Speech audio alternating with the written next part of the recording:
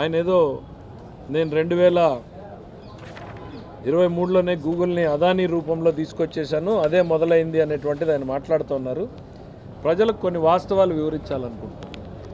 ఆయన కన్ఫ్యూజ్ అవుతున్నాడు. Adani data centre వేరు, గూగుల్ డేటా సెంటర్ వేరు.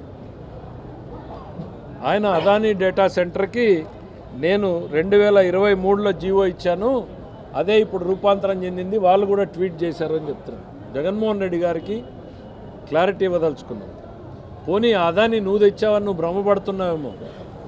12/2/2019 అంటే గతంలో చంద్రబాబు నాయుడు గారు ముఖ్యమంత్రిగా, నారా లోకేష్ గారు ఐటీ మినిస్టర్గా ఉన్నప్పుడు అదానీ ఎంటర్ప్రైజెస్ 2019 జీవో.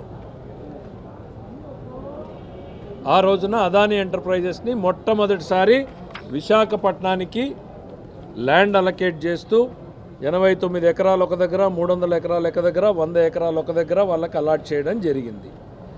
ఆ తర్వాత 2021లో మీరు వచ్చారు. వచ్చిన తర్వాత ఏం చేశారు? దాన్ని పడుకోబెట్టారు, ఏమీ చేయలేదు.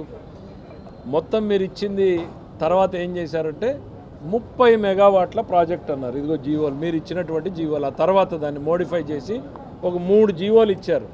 ఏం చేశారు? దాన్ని వాక్ టు వర్క్ అని రెసిడెన్షియల్ బిల్డింగ్లు, ఇండ్లు కట్టుకోవచ్చు అన్నారు, రిక్రియేషనల్ సెంటర్స్ కట్టుకోవచ్చు అన్నారు, ఓ రియల్ ఎస్టేట్ ఫెసిలిటీ క్రియేట్ చేశారు.